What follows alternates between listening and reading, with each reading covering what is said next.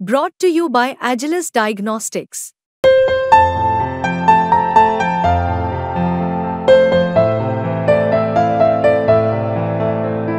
Agilus Diagnostics. नमस्कार, आप देख रहे हैं बिस्तक। मैं हूं रजत देवगन। आज बाजार में भयंकर बिकवाली देखने को मिली। ऐसी बिकवाली जिसकी किसी को उम्मीद नहीं थी। आउट ऑफ सिलेबस बिकवाली हो गई और एक तरफा चाल, वो भी नेगेटिव। दरअसल हुआ ये कि अमेरिकन मार्केट्स पिछले सत्र में गिरावट के साथ बंद हुए थे। स्मॉल कैप इंडेक्स में बहुत ही भयंकर बिकवाली, नैस्डैक में बहुत ही भयंकर बिकवाली, वहां का वोलेटिलिटी इंडेक्स एकदम से उछला था। ऊपर से आज जब एशियन मार्केट खुले तो हम देख रहे थे कि कॉस्पी का बाजार नीचे है 3.5%, जापानीज मार्केट नीचे है 5.5%, गिफ्ट निफ्टी बता रहा है कि आज 350 पॉइंट्स टूटेंगे। तो ये समझ में आ गया कि आज तो जाएंगे नीचे, लेकिन संभलेंगे ही नहीं। दिन के दौरान एक तरफा चाल बन जाएगी, वो भी नेगेटिव, और धड़ धड़ करते टूटते चले जाएंगे। इंडियन मार्केट्स क्या, जापानीज मार्केट क्या, कॉस्पी क्या, सब टूट गए। जापानीज मार्केट तो 13.5% टूट गए, कॉस्पी 10% टूट गया। तो ये तो आज दिन हो गया ब्लैक मंडे। बहुत ही बिकवाली देखने को मिली है मार्केट्स में। गिफ्ट निफ्टी बता रहा था 350 पॉइंट्स नीचे जाएंगे, हम खुले ही आज 400 पॉइंट से ज्यादा गिरावट के साथ। इतना बड़ा गैप डाउन देखने को मिला। 24,302 के लेवल पे ओपन हुए। हम पिछली बार 24,717 के लेवल पे बंद हुए थे शुक्रवार को, तो एकदम से बड़ा गैप डाउन था। उसके बाद संभलने की कोशिश की तो 24,350 तक उछले, लेकिन पर्याप्त नहीं था। दिन के दौरान जो लो टच किया है वो है 23,893। जी हाँ, एक बार 23,900 के लेवल को निकाल दिया था, वो तो जाते जाते थोड़ा बच गया बाजार। वापसी कर डाली तो 24,055 के लेवल पे बंद हो गया। 662 अंकों की गिरावट फिर भी दिखा गया ना निफ्टी। तो 662 अंकों की गिरावट के साथ, यानी कि 2.5% से ज्यादा की गिरावट निफ्टी पे देखने को मिली। निफ्टी बैंक उड़ लिया 1,258 पॉइंट्स, 2.5% ये करेक्ट हो गया। 50,092 के लेवल पे बंद हुआ। सेंसेक्स 78,759 के लेवल पे बंद हुआ। 2,222 अंकों की गिरावट, यानी कि लगभग 3.25% की गिरावट। भयंकर बिकवाली थी भैया। और एशियाई बाजारों का सेटअप देखो तो बिल्कुल ही हिला पड़ा था। जापानीज मार्केट 13.5% नीचे हो गए, जैसे इसमें वीडियो में बताया शुरुआत में कि पहले तो शुरुआत हुई थी 5.5% नीचे, लेकिन दिन के दौरान टूटते ही चले गए जापानीज मार्केट। निके 13.5% नीचे हो गया। फिर दक्षिण कोरिया वाला जो बाजार है कॉस्पी, वो आज करीब करीब 9% टूट गया। हैंगसेंग 1.5%, शंघाई 1.5%, और फिर हमारे बाजार 3.25% सेंसेक्स टूट गया। ऐसी क्यों आई है बिकवाली? देखिए, कुछ इंपॉर्टेंट रीजन है। एक तो है यूएस में आर्थिक मंदी का खतरा है, रिसेशन का खतरा। जी हाँ, आप सही वर्ड सुन रहे हो, रिसेशन। और वहां का सेंट्रल बैंक जो है यूएस फेड, वो अभी तक महंगाई को कंट्रोल करने में लगा हुआ था, और वो कह रहा था डेटा डिपेंडेंट रहेंगे आने वाले समय के लिए। जैसे जैसे इकोनॉमी के आंकड़े आते चले जाएंगे तो हम ब्याज दरों में कटौती का स्टेप उठा सकते हैं। लेकिन हुआ क्या, होनी थी सॉफ्ट लैंडिंग, धीरे धीरे करके ब्याज दरें घटानी थी। अब जो आर्थिक आंकड़े आए हैं यूएस में, वो इस तरफ इशारा दे रहे हैं कि ये तो रिसेशनरी फियर्स हैं, यानी कि आपके मैन्युफैक्चरिंग के आंकड़े कमजोर आ रहे हैं, आपके जॉब लॉसेस बढ़ रहे हैं, नई नौकरियां उतनी बढ़ नहीं रही, अनएम्प्लॉयमेंट रेट जो अमेरिका में वो 3 साल की ऊंचाई पर है। तो ये सॉफ्ट लैंडिंग जो हो रही थी ना इंटरेस्ट रेट्स की, धीरे धीरे करके इंटरेस्ट रेट कटौती होगी, करेंगे, डेटा डिपेंडेंट रहेंगे, ये हो गई चीज, बहुत समय तक टल गई। आपने हायर लेवल्स पे इंटरेस्ट रेट्स रख लिए यूएस में, और अब खतरा है कि हार्ड लैंडिंग होगी। एकदम से आपको ब्याज दरें घटानी पड़ेंगी अगर इस रिसेशन को टालना है तो। यानी कि 50 बेसिस पॉइंट्स कम करो अगली पॉलिसी में, उससे अगली पॉलिसी में फिर 50 बेसिस पॉइंट्स कम करो, और उससे अगली पॉलिसी में 25 बेसिस पॉइंट्स कम करो। 3 बार रेट कट करो, और वो भी बड़ा बड़ा रेट कट, तब जाके संभलेगी यूएस इकोनॉमी। तो ये तो समझ में नहीं आया भैया, ये क्या हो गया अचानक से। तो अब तो यूएस फेड की जो भी कमेंट्री आएगी, इमरजेंसी बैठक बुलाओ, जो मर्जी करो, लेकिन पहले तो अपनी कंट्री में रिसेशन के खतरे को टालो। ये एक मुद्दा था। दूसरा था, जापान में एक शब्द निकल आया अचानक से, येन कैरी ट्रेड की अनवाइंडिंग। जी हाँ, येन कैरी ट्रेड मतलब आप एक ऐसी इकोनॉमी में पैसा बोरो करते हो जहां पर लो यील्डिंग करेंसीज होती हैं, यानी कि कम ब्याज वाली इकोनॉमी से आपने पैसा उठाया वहां की मार्केट से, और आपने एक ऐसी मार्केट में लगाया, एक ऐसी कंट्री में लगाया जहां पर आपको ज्यादा ब्याज मिल रहा हो, हाई यील्डिंग करेंसी में पैसा लगाया। तो आपने येन में पैसा उठाया। जापानीज इकोनॉमी जो है वो कम ब्याज दर वाली इकोनॉमी मानी जाती है, नियर टू 0% इंटरेस्ट उन्होंने मेंटेन कर रखे होते हैं। तो वहां से पैसा उठाया सस्ती ब्याज दर पर, और किसी और कंट्री में लगा दिया, डेवलपिंग कंट्री में लगा दिया, डेवलप्ड कंट्री में लगा दिया, उनके बॉन्ड्स में लगा दिया जहां पर आपको ज्यादा ब्याज मिल रहा है। तो ये था येन कैरी ट्रेड। लेकिन ये हो गया रिवर्स, अनवाइंड हो गया, सेल ऑफ देखने को मिला। क्यों? क्योंकि बैंक ऑफ जापान ने हाल फिलहाल में पॉलिसी रेट्स बढ़ा दिए हैं।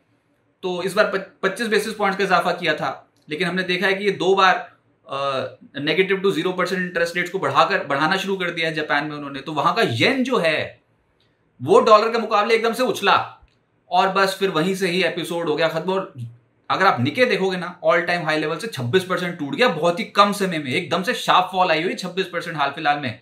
करेक्ट हो गया, आज ही 13.5% उखड़ गया।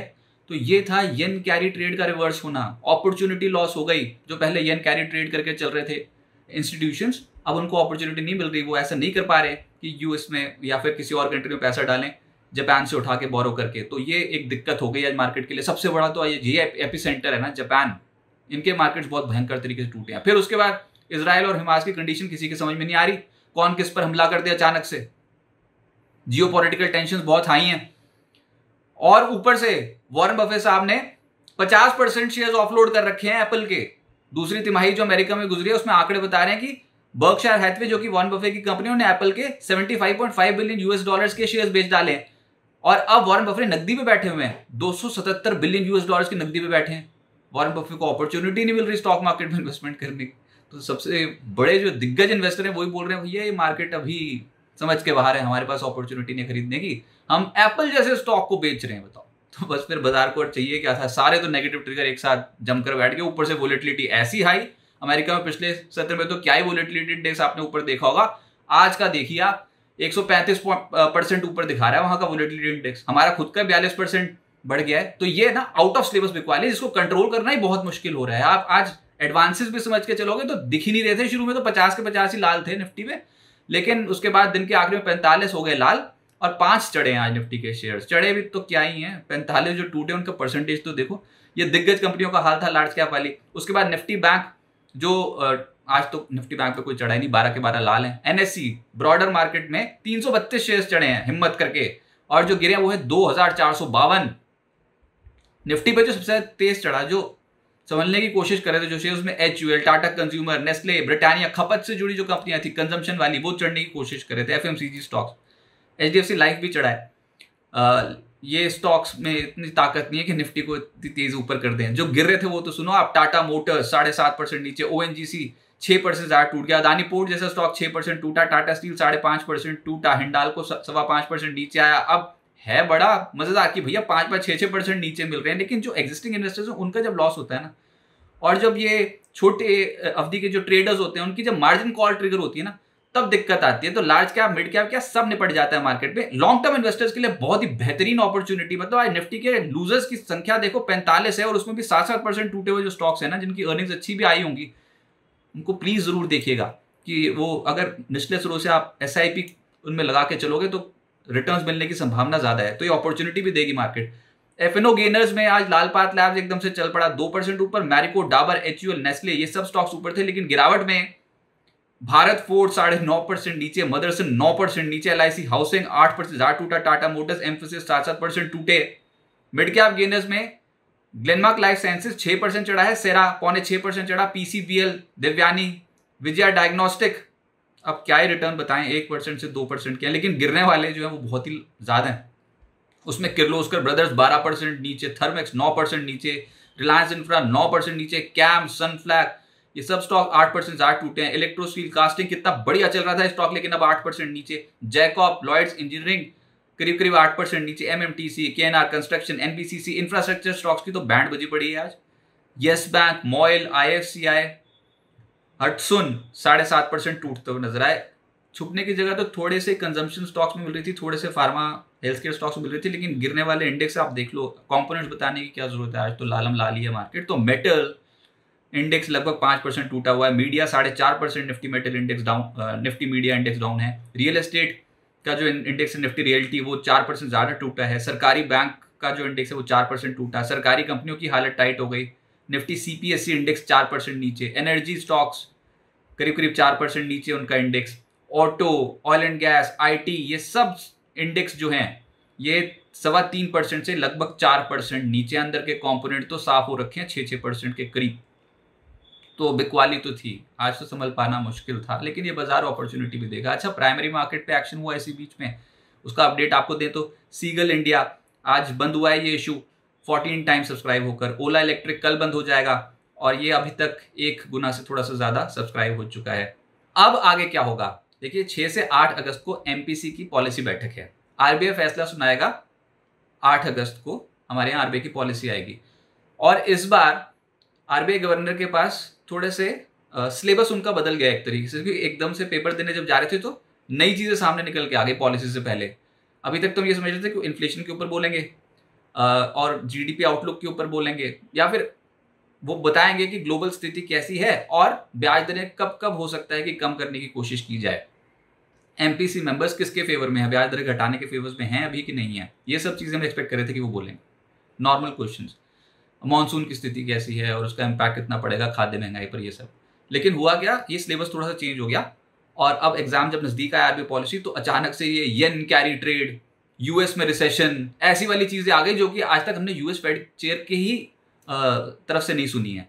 तो अब ये सवाल जो दागे जाएंगे आरबीआई गवर्नर के ऊपर वो यही है कि येन कैरी ट्रेड का कितना असर हमारी अर्थव्यवस्था पे पड़ेगा, ग्लोबल इकोनॉमी पे क्या पड़ेगा, यूएस में रिसेशन का खतरा कितना बड़ा वो एक फियर है, इंडियन इकोनॉमी के लिए कितना एक सेटबैक होगा, ये सारी चीजें उनसे पूछी जाएंगी, ये क्वेश्चंस। तो आप समझ सकते हो कि चैलेंज तो हो गया आरबीआई के पास कि अब क्या करें। अब वहां तो हार्ड लैंडिंग होगी अमेरिका में ब्याज दरों की, हमारे यहाँ पर भी कुछ ऐसा सही होगा क्या? तो एक तो बाजार उसको फैक्टर इन करने की कोशिश करेगा जो कि 8 अगस्त को पता चल जाएगा। इंडिया विक्स उसी बीच में भयंकर तरीके से भाग गया, यूएस में भी विक्स बहुत तगड़े तरीके से भागा है तेज। तो ये गिरते बाजार में जब इंपॉर्टेंट लेवल्स टूट रहे हो विक्स का बढ़ना तो खतरनाक होता है। और 42% का उछाल है, तो ये तो बिल्कुल ब्लैक स्वॉन इवेंट टाइप्स का उछाल देखने को मिला। 42% एकदम से उछल गया, 21 के लेवल पे पहुंच गया था इंडिया 21-22 के लेवल पे, 49% 50% उछल गया था आज के सत्र में बल्कि। तो ये थोड़ा टेक्निकली थोड़ा नेगेटिव फैक्टर माना जाता है। अच्छा, पहले अंतर्राष्ट्रीय संकेत देखेंगे। अंतर्राष्ट्रीय बाजारों में अगर रिकवरी आई तो बात बन सकती है। यूएस की मार्केट्स को देखेंगे, क्लोजली ट्रैक करेंगे। अगर वो निचले स्तर से संभलने की कोशिश करेंगे तो कल एशिया का सेटअप स्ट्रांग हो सकता है, लोअर लेवल से कुछ पुल बैक की उम्मीद करी जा सकती है। इसी बीच में सेंट्रल बैंक्स जो कमेंट्री कर डालेंगे, ऐसा थोड़ी कि सेंट्रल बैंक्स हाथ पे हाथ रख के बने रहेंगे। येन और डॉलर के बीच में ऐसा उतार चढ़ाव देखने को मिल रहा है, तो यूएस फेड भी चुप नहीं बैठेगा, वहां का बैंक ऑफ जापान भी नहीं चुप बैठेगा, तो वो इंटरवीन कर सकते हैं। आरबीआई भी इंटरवीन कर सकता है करेंसी मार्केट में अपनी करेंसी को संभालने के लिए, तो वो बाजार के लिए एक प्लस पॉइंट होगा उस समय। अभी तो आज नहीं सुनी कोई ऐसी खबर, लेकिन ऐसा हो सकता है कि सेंट्रल बैंक इंटरवीन करे। उनका अगला कदम बहुत अहम होगा। बाजार को संभलने में फिलहाल टाइम लग सकता है। जिस तरीके की आज एकदम से आईसीयू में चला गया ना मार्केट, इंडियन मार्केट्स नहीं ग्लोबल मार्केट्स, तो अब आईसीयू में ऑपरेशन होगा, उसके बाद पता लगेगा कि ये दिक्कत कितनी गहरी है। तो संभलने में तो टाइम लगेगा और इस ऐसे में मिड कैप शेयर्स चढ़ तो सकते हैं, लेकिन ना रिकवरी में थोड़ा टाइम लग सकता है। वोलेटाइल ज्यादा रहेंगे, लार्ज कैप्स की तरफ पोर्टफोलियो ज्यादा इंक्लाइन हो जाएंगे ऐसा लग रहा है। थोड़ी स्टेबिलिटी की कोशिश होगी इंस्टीट्यूशंस की भी, और खराब क्वालिटी के स्टॉक्स तो स्ट्रिक्टली नो इस समय तो नहीं हो पाएगा। सब कुछ नहीं चलेगा मार्केट में, तो खराब क्वालिटी के स्टॉक्स से थोड़ा दूर रहें। लंबी अवधि के निवेशक ना घबराएं, सिस्टमैटिक अप्रोच रखें मार्केट में, नियमित निवेश करें। और ये बहुत बेहतरीन अपॉर्चुनिटी है मार्केट में जो अभी मिली है इस महीने, तो लंबी अवधि के इन्वेस्टर्स के लिए तो मजा आ गया। वहां पर तो लोअर लेवल्स पे खरीदारी का मौका मिल जाएगा। ये जो शॉर्ट टर्म में ओवर लेवरेज जो पोजीशंस पड़ी होती है वो फंसी गई है इस बार तो हायर लेवल्स पे तगड़े तरीके से, तो वो तो इतनी आसानी से छूटने भी नहीं देंगे। तो ओवर लेवरेज पोजीशंस के लिए थोड़ा स्टॉप लॉसेस ज्यादा ट्रिगर होते हुए नजर आएंगे, लेकिन लॉन्ग टर्म में बहुत ही अच्छी अपॉर्चुनिटी आएगी। 50 दिनों की औसत को आज रिस्पेक्ट किया है। 23963 का लेवल था, उसको टेस्ट किया, उसके नीचे भी गए लेकिन फिर ऊपर आ गए थे।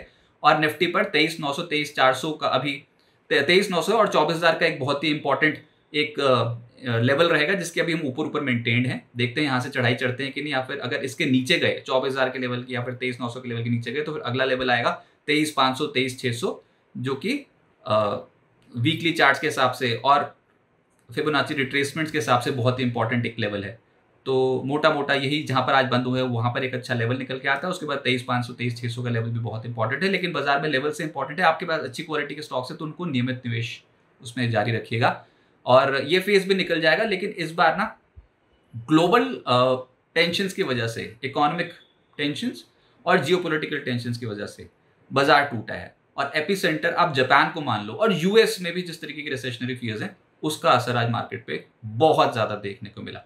बिस्तक आपके लिए लाया है प्रीमियम मेंबरशिप प्रोग्राम, जहां आपको मिलेंगे कई सारे फायदे, जिनमें मार्केट न्यूज़लेटर, लाइव चैट पर आपके सवालों के सबसे पहले जवाब, मार्केट आउटलुक, वीकेंड पर मार्केट स्कैन, एंकर्स के साथ चैट और भी बहुत कुछ। इस प्रीमियम सब्सक्रिप्शन में 3 तरह के प्लान्स हैं, सिल्वर, गोल्ड और प्लैटिनम, जिनकी शुरुआत मात्र 159 रुपए महीने से होती है।